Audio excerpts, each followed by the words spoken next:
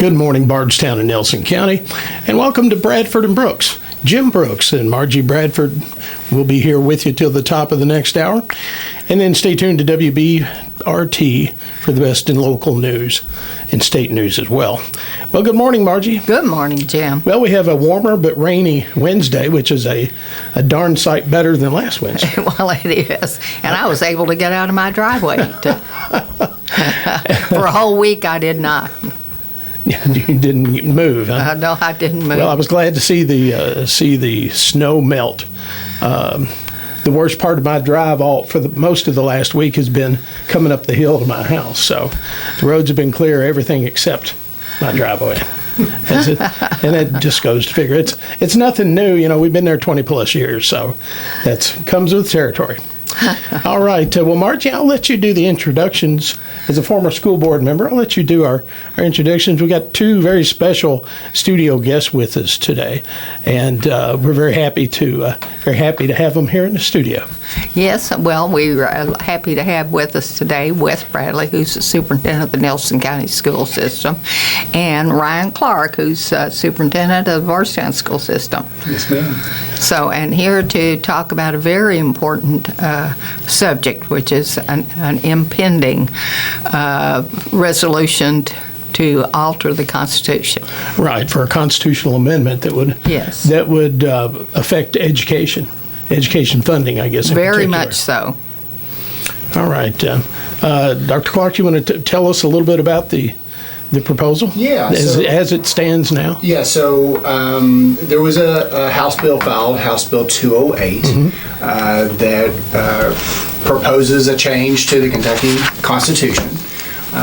This particular constitutional part of the Constitution has been in existence since 1891, unchanged since 1891. But this proposes some changes in language to that Constitution, and it deals with the funding of common schools, public schools, right. Specifically. But it's written in the Constitution as common schools. So that's what they're proposing in this House Bill 208. Basically, and I looked at the bill this morning, and it looks like it expands the ability of the state funding to fund more than just common schools, public schools. Is that an accurate portrayal of what that is looking at? Yeah, so it is wanting to expand funding in lots of different ways. So let me give you just a little bit of background as to, I think, some recent history as to why this has come up. So there were a couple sessions ago, a tuition tax credit that was proposed by the legislation, by legislators, and basically the Supreme Court got involved, and they determined, based on the Kentucky State Constitution, that was ruled unconstitutional to have an option of tuition tax credits. Then, even more recently, there was a mechanism for funding using public dollars, state dollars, to fund charter schools also. So the state Supreme Court ruled that also is unconstitutional based on the Kentucky State Constitution. So legislators are at a point where they, if they feel like they want to open the door for using state dollars to fund education beyond the common schools, they had to change the Constitution. So this bill would bring that up to voters. I think their hope is to put that in front of voters in November. Right. So this basically would allow the legislature to give taxpayer dollars to fund private schools. Isn't that exactly what we're talking about? That among other non-public schools, so private schools, charter schools. Hard to know exactly where their thoughts are completely, but yes, ma'am. Yeah, it would open the door for that. Yeah, you could see it as it's essentially public funding for private schools. Or you could also, on the other hand, say that every school would become a public school. Well, that's just a matter of semantics. Right. That has nothing to do with the actual fact. Well, I don't know that the private schools that it expanded to fund would follow all the requirements. I think that devil's in the detail there. All the requirements in public schools must. And I think it's important, Ryan and I talked about coming on to the conversation a few weeks back. I was on the early January conversation. We introduced the school choice conversation. I think, we want to be clear, we're not here to bash private schools. I think there's great private schools across Nelson County and across the region, and we're fortunate to have those as a part of our community. I think we also recognize that we're not here to tell you that this bill is full of poison and will be bad for all kids. I think what we're here to do is to help people understand what the bill is and what it could lead to, both potentially positively and negatively for all students across the county in Kentucky. So I share that just as a broad introduction to saying, we're really not here to just dog on the process. We want to help people be more informed, and we're learning each month too as legislator starts to modify and play with the wording of the bill. I think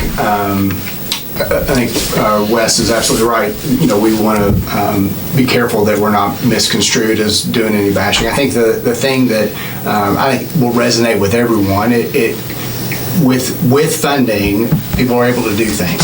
So to just even give a little bit more context, what I mean by that, there was an article released back in August of this year that talked about funding in public schools that, based on inflationary numbers, the Commonwealth had reached a point where that was in line with what happened in 1990 when the way that schools were funded was determined unconstitutional then. Right. So the issue of having adequate funds and supporting great professionals and all those things that we do for kids is really at the heart of this. It's about funding and how do those funds get used.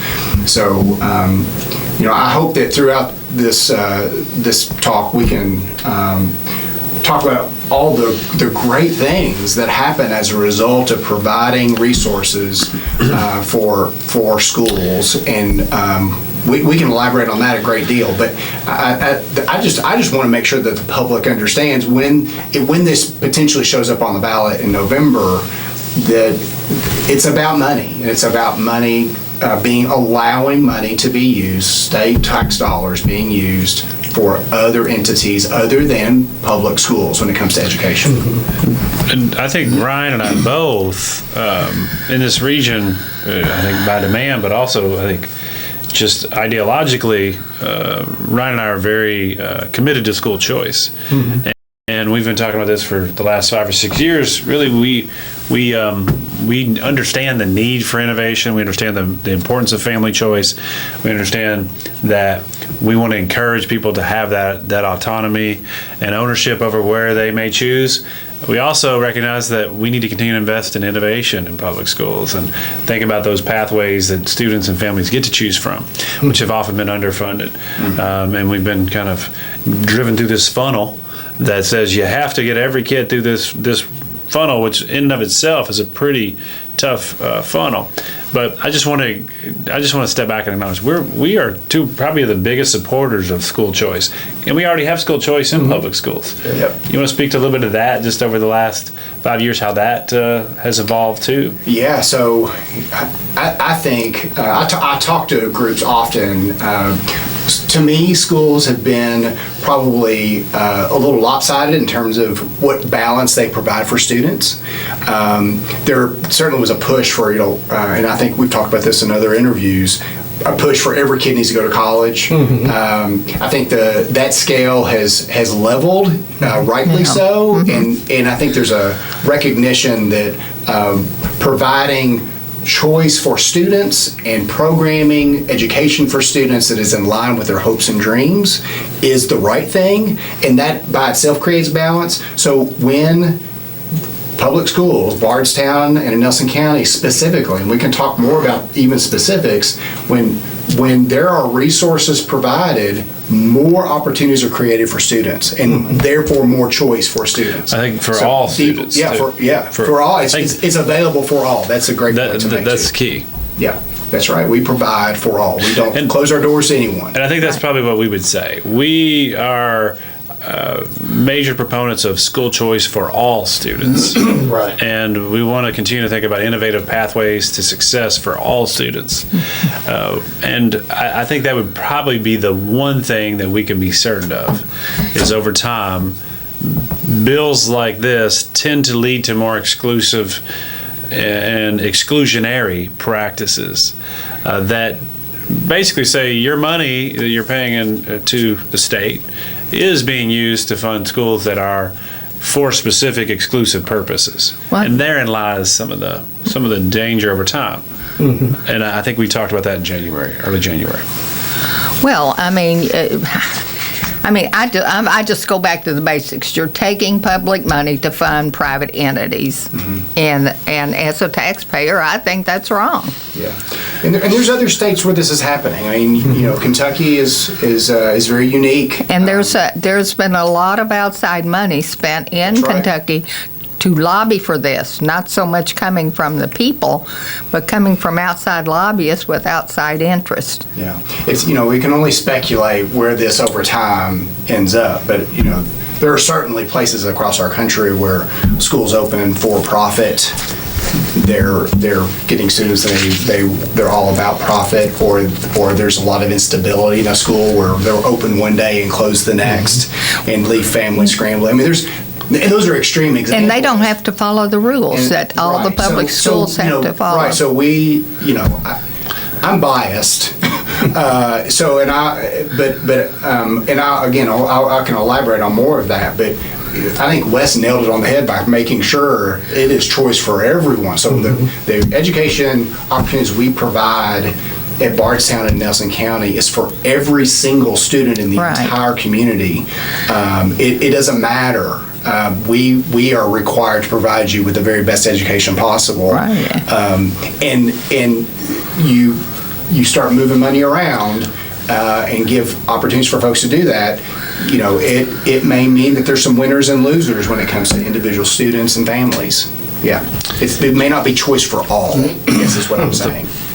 I think maybe I mentioned this previously, but when you Google the word public, it says of or concerning the people as a whole.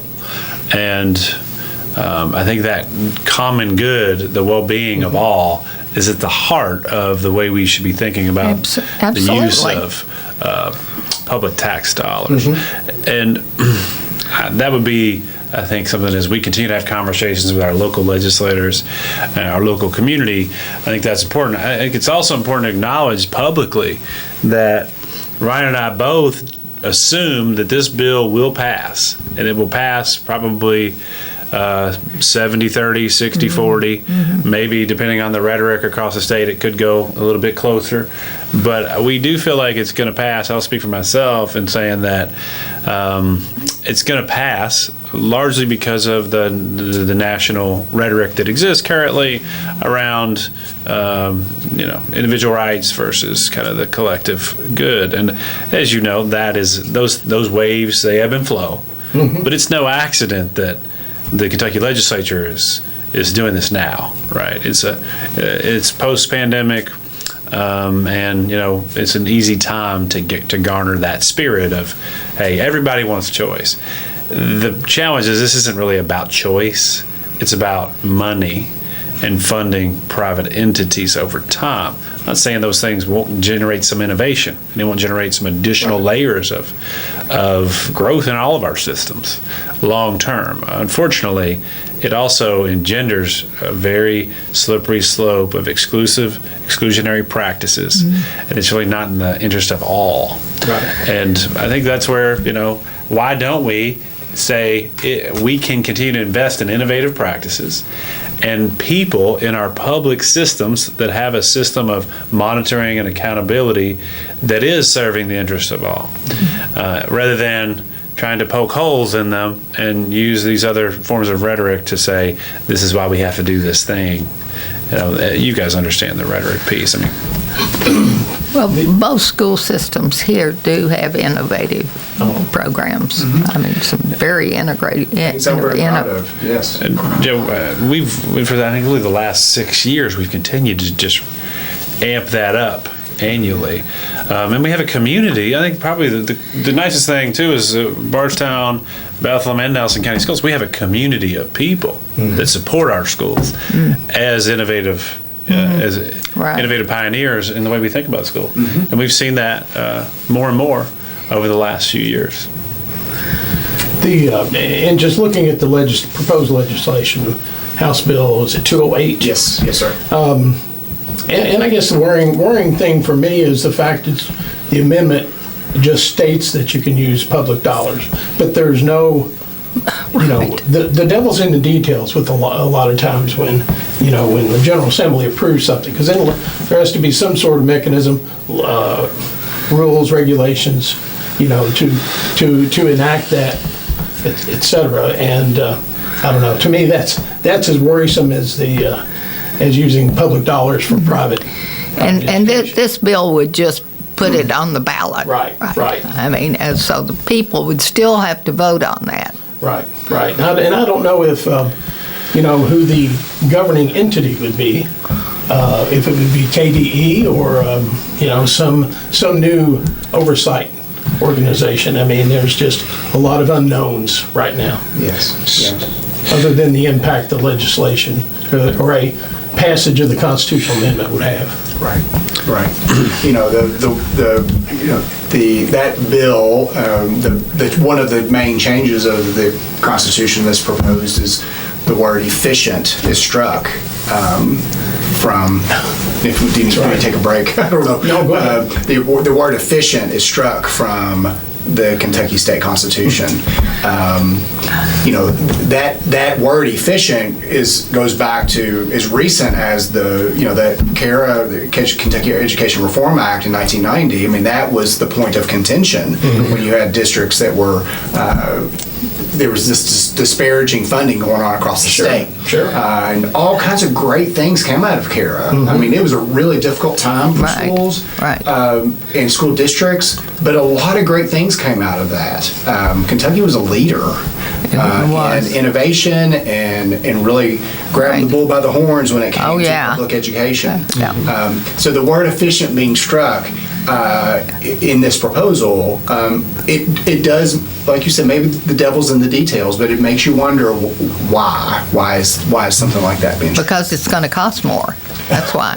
You said it. No, it is. Well, with the study I've read about of how they've used the funding, the history of the funding over a number of years done by Stanford University, said that administrative costs were higher and per pupil spending was higher.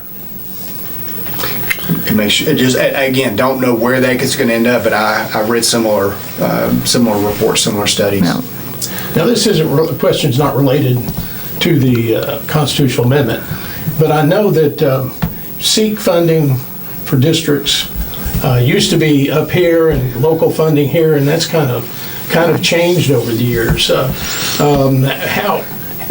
How like for last year, what's the how much of the local tax dollars support the district versus SEEK?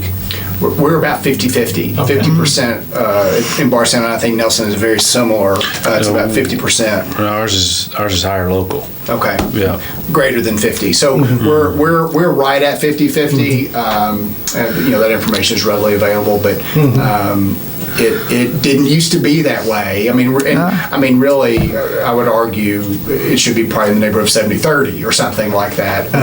State funding versus local funding. Well, they've cut education funding almost every year since 2008. I mean, just slash here and there and there. I mean, the buses, And of course, they haven't bought textbooks, in 25 years?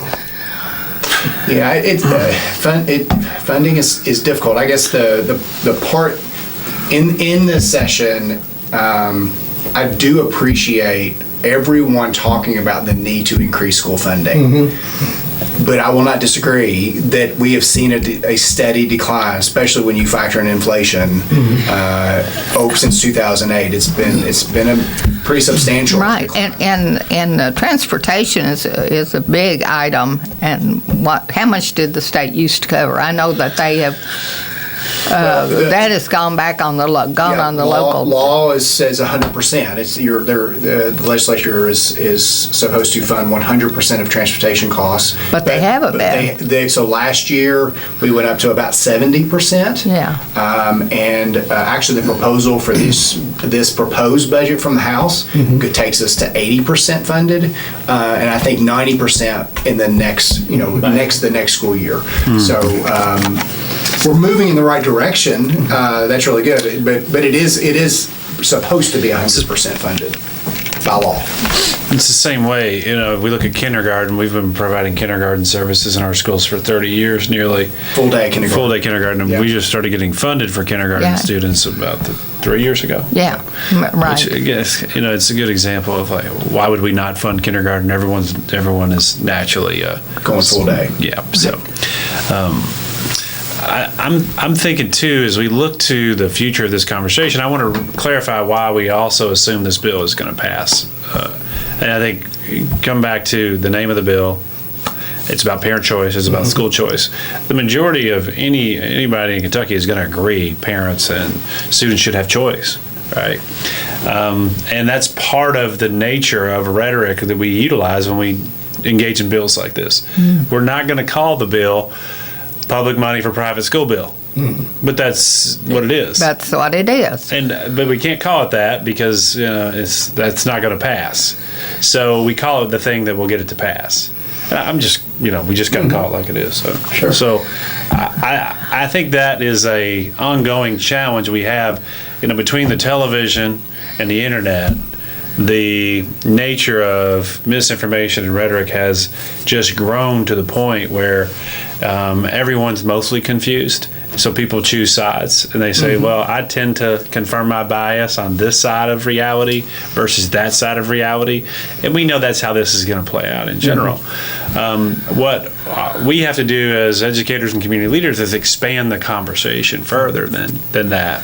And that's why we're here having this conversation together today. So, all right, let's take a break, and we'll be back with more Bradford and Brooks and our very special studio guest, Dr. Ryan Clark from Bardstown City Schools and Wes Bradley, Superintendent of Nelson County Schools. We'll be back in just a moment. Stay tuned. All right, you're back with Bradford and Brooks. Jim Brooks and Margie Bradford with you. And you can listen to us on WBRT 1320 AM, 97.1 FM, or you can catch the live stream at www.wbrtcountry.com. Or if you're near a television, and you can tune us in on Bardstown Cable Channel 19, BRTV. All right, well, we're having our discussion with the superintendents of the Bardstown City Schools and Nelson County Schools, Ryan Clark and Wes Bradley, respectively. And talking about the proposed amendment that the General Assembly is talking about, amendment to the state constitution that would expand where tax dollars for education could go, meaning it would expand it beyond just the public school systems. Am I characterizing that correctly? You are. That's exactly right. Yes. All right. And I know as a longtime school board member, Margie has taken exception to that. I have taken great exception Yes. to that. Yes. But and I know we'll hear more of this as the session goes on. But there's two sides to every coin, and there will be many arguments why this is needed. And now, of course, we're blessed in Nelson County. We do have a plethora of school choice, but you get down into some of the smaller counties where the public school district is the only entity. And I don't know how that would play out. But again, we're talking giving the ability to take public funding for schools and move it to private, basically private schools. Yeah, Is that right, correct? right. And we don't mean just religious-based schools. Right, It could be right. multiple functions of privatization. Yeah. Well, one of the arguments that you hear bruited about is that these private entities can do innovative things that are going to help their students. But that argument really doesn't wash when it comes to Nelson County, because we've got a lot of innovative things happening here that those students wouldn't be able to access. Would you all like to address that? Yeah. I know both school systems, so you Yeah. have that. You can choose who gets to talk first. Let me go ahead. Yeah, go ahead. So, gosh, I could talk a lot about that. Something, I shared with my board not too long ago how this work is personal. I mean, it's just, Right. and it's because, and Wes in the same boat, we were born and raised here. The work we do here is personal. And I think probably a lot of that situations like that are probably true in a lot of public schools. So for things that have just happened in our district over the last, say, 5 years, I mean, the expansion of student opportunity that's more in line with their hopes and dreams, I think we've really grown there. And just to give a few quick examples, I mean, the need for students wanting to be involved in healthcare, nursing, Right. Or just healthcare in general. Talked about that before on the show. We had been providing those kinds of opportunities for a long time at the Area Technology Center, and then we and Nelson recognized it on their end too. Lots of kids wanted to do that. So we made the decision at Bardstown to hire our own healthcare person, Allied Health. And now we have, we're probably in the neighborhood of 150 students per year that are participating in those programs. And providing a great public need. Absolutely. So and so just to take that just a step further, and again, I don't want to get on a soapbox too long or just brag too long, really. The renovations that we're now doing of the old elementary school, multi-million-dollar renovation in a 1968 building, is going to provide programming for students that will be second to none.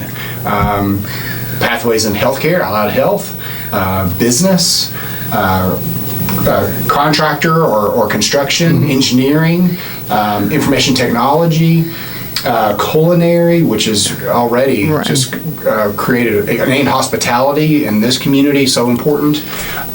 Those are all things that have happened just really recently that we're leveraging public dollars to create amazing opportunities for kids, Right. educational opportunities for students, and I'm really proud of that work. Right.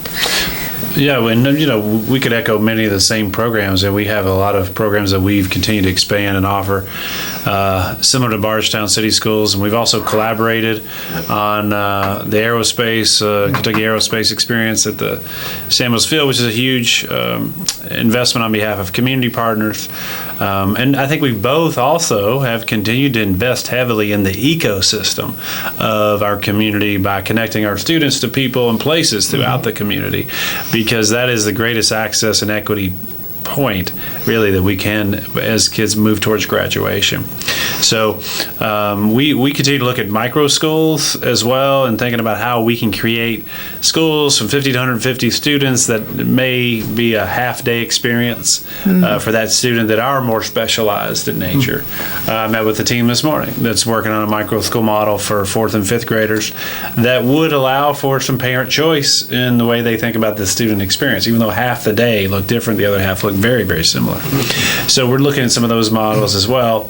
And I think, Ryan said a key phrase there. He said we've invested multi-million-dollar in local tax, state taxes. We're doing the same with the Up Center that's coming and breaking ground in the next month. And that, combined, we're looking at about $25 to $30 million just invested in career and technical education that will already have been invested, and we want to continue to provide access to kids, to all across our community. So we've been very fortunate. We've been very fortunate, both of us, in our districts, to have these opportunities to provide. Well, Dr. Clark, we had Fire Chief Todd Spalding in here a couple weeks ago. Yeah. And I did not know this, but he was telling me that some of his newest firefighters were students who were, I don't know what the proper term is, they were co-opting or having apprenticeship opportunities at the fire department as a possible career, and loved it. And so now they're city firefighters, and I mean, of course, there's a lot of training involved with being a firefighter. Yes. But I didn't know that partnership existed. But I thought, what a great way to I wish some of these pathways and experiences had existed 40 years ago. Because our kids are having so much better opportunity at learning, not just the ABCs, but also life skills. Yes. And it's just phenomenal. And I'd say that's one of the counter arguments that you'll hear from people is that kids in public schools can't do the ABCs, and they won't be framed like that, but that's one of the arguments. And I would say if you looked at the data on that from the last, let's say, 30 to 40 years across Kentucky, it's been relatively similar. There's moments where it went up 2 or 3 percentage points and went down 2 or 3 percentage points, but it's relatively been very much the same. So the schools that I grew up in and you guys grew up in, if you look at the overall literacy rates, those are very similar today. I think, as you know too, today students across Kentucky have access to significant technological advantages in the way they interact and interplay with the world than we did. And they also have schools that are doing more things to expand their reach on the world than we did, at least in the 90s when I was in school. Right. Well, and I think both districts have just kind of expanded into all your community partnerships you've formed. That's such a phenomenal. It's good for the partner and also great for the kids, and that's what it's all about, providing opportunity, and that's just amazing to me. And I hope that continues, and I'm sure it will, because it's a benefit to everybody. Well, I'm really excited about the fact that both school systems are providing more opportunities for kids who are not on the college route. Yes. And who are going to have at least a good introduction into skills that they can use their whole lives, and which pay good money. Yes. And they escape the money woes of a very expensive college education. The cost of college education is like 200% more than it was. So that so they offer full credit. Things that we offer so now, the fact that going to college is going to make you better equipped for everything, but it may put you in the hole so far you can't get out again. We talked about school sameness and the state control of schools is another issue that I find deeply ironic in all this school choice rhetoric, is that we essentially are told our kids have to go down this funnel to graduate high school or to get through 8th grade. We put them in the funnel, like fish in a barrel, and then we sit there and make fun of the system that forces them into the funnel. But we're held hostage to that. Right. And then when school districts take an approach that is a more ecosystem-based approach, where we're building networks of learning opportunities and pathways for kids, connecting them with people even beyond the school, the walls of the school, which we know common sense would tell you that's a smarter approach for most kids. Sure. The funnel that is, let's say the funnel to college is useful for some kids. Sure. But it's obviously not for most kids. So I do find it ironic that the state says, hey, we want to provide more choice. We want to have schools that are more innovative, create competition among schools. But we want you to go down this funnel, and we want to make sure we monitor that funnel really closely. Because if you don't follow the rules in that funnel that we've created for you, then we're going to make sure we hold you accountable. There's got to be some analogy here that I'm just not wise enough to put together. Well, meanwhile, having not the same standards for this charter school or whatever you want to call it that they have invented. completely different set of rules. Yeah, you would assume, just based on what's happened around us, that they would operate without the same requirements, same restrictions, same requirement for a teacher certification, same, all the things that a common school providing for the common good of the community is held to. You would assume that those things aren't those outside entities, those private entities. But there's not a word of that in that resolution in that bill. That's why Wes and I want to talk about this, just to make sure that the community really understands it's about funding. And through that, your money could potentially be funded to entities that don't have the same regulation at all. It's about using public money for private education. Right. Yeah. One thing that I started off talking about, and I have deep respect for and think about, those that have created the opportunities for us in the state of Kentucky or in the United States. When you think about founding fathers and those that write these write constitutions that are so wisely worded, there's a lot of wisdom. There's a lot of wisdom that we can't dismiss, and I think immediately there should be some alarm bells going off, and certainly scrutiny of, if we're going to want to amend something that's been part of the Kentucky State Constitution, last adjusted in 1891, be careful. Just be careful. There's a lot of wisdom in the past that we need to pay attention to for the purpose of providing for the common good. So, just in general, I think we have to be, when we start messing with the Constitution, our alarm bells should sound a bit.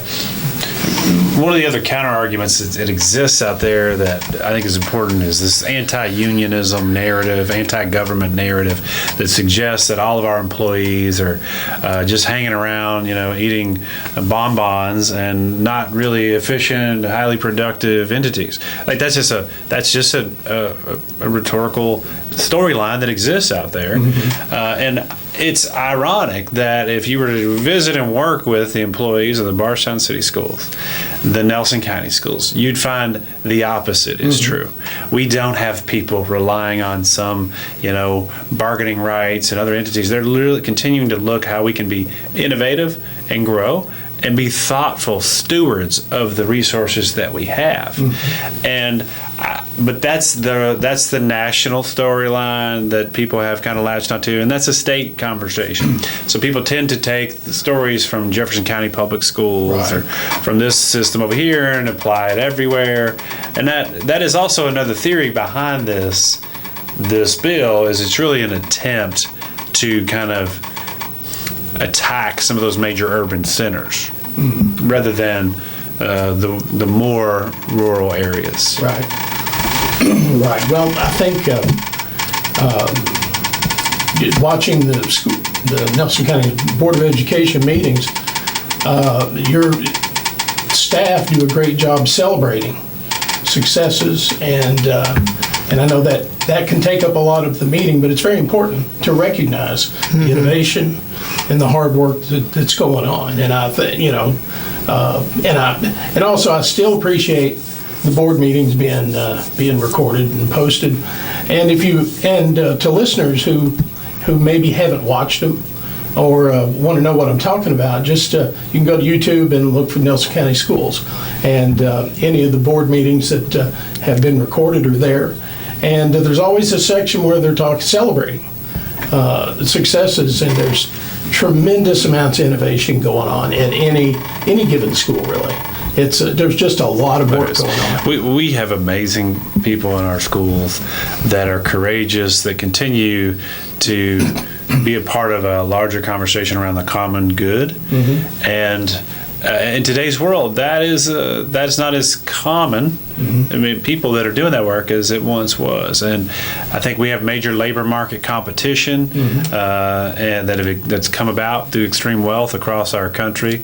And I think we are very fortunate to have the people in our systems that are really there for the right reasons. And I find that this narrative around public works or government in local entities like ours to be blatantly false. I think possibly the further you get away from local government, there could be some precedent for that. I don't work in the state or federal government. I maybe have my own assumptions about it. Some of that's true, some of it's false. But I can tell you locally, the closer you are to local dollars spent in local government, there's very little waste in that. And there's going to be more coming out of local dollars.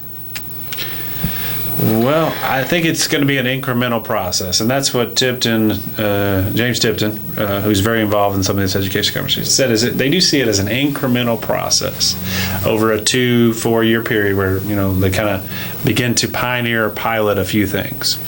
He was very thoughtful in his responses around that. He met with our local education collapse students at Foster High School, and he spoke to it being incremental. But I know your response to that, Margie. Yeah. Do you remember what you said about the frog? Oh well, no. What I said was that in that case, you're opting to put the frog in cold water and then turn the heat up rather than just plunging it into boiling water. Right. Because you don't he's gone before he knows what happens. I'm optimistic that this will generate more vibrant conversations about the future of school. Yeah. But I'm clearly optimistic and have looked through rose-colored glasses because it's also going to lead to lots of toxic rhetoric that you'll see in headlines over the course of the next 6 months and the next 3 or 4 months as the legislator goes back and forth between, you got certain entities that are bashing them and certain entities that are supporting them. Unfortunately, when you support them, you'll also be bashing public schools. Right. Which is it's just simply non-productive. It's simply non-productive. If we need to take a break again, No, we've got about 4 minutes left. I like Wes, so I'm not going to just speak much for myself with some of the things I'm about to say, but I've spent a quarter of a century in this profession and have family members that have dedicated their careers to public education.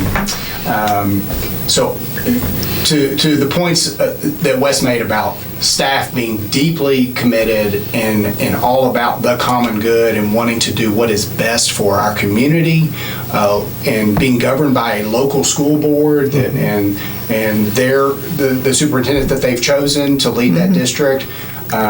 It is a efficient system in that way to make sure that people are committed to doing those things.